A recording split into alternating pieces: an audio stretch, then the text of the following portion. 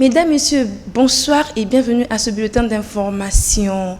Nous ouvrons ce bulletin avec de tristes nouvelles. 2 morts et plusieurs blessés. C'est le bilan provisoire d'un accident de bus de la société Océan du Nord survenu ce 12 janvier aux alentours de 11h à environ 10 km de Dolizy dans le département du Niari.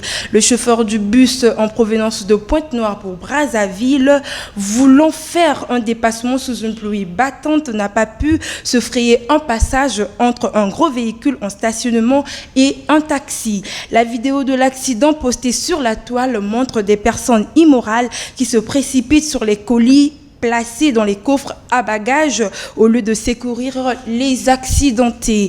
Le Premier ministre chef du gouvernement Anatole Kolinéma Kosso procédera demain 13 janvier à l'inauguration du lycée de Vindoulou à Pointe-Noire dans le but de permettre aux élèves d'évoluer dans un environnement plus moderne et répondant aux normes.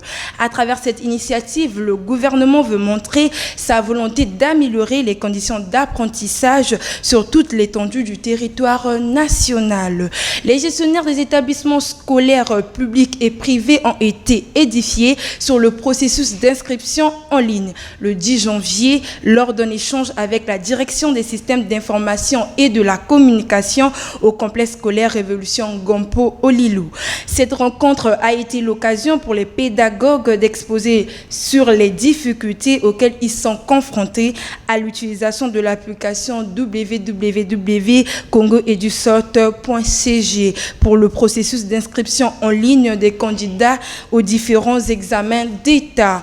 En économie, Josué Rodrigue Nguoniba, ministre de la Construction, de l'Urbanisme et de l'Habitat, a sollicité ce 12 janvier à Brazzaville la participation de la Banque mondiale aux premières rencontres nationales de l'immobilier et de l'urbanisme prévues du 17 au 18 de ce mois. Ces rencontres visent, entre autres, à remettre la problématique de l'immobilier et de l'urbanisme au cœur des politiques publiques prioritaires du Congo. En clôture, Dieudonné Bantimba, maire de Brazzaville, a accordé le 11 janvier une réception en l'honneur du comité scientifique de la Rumba.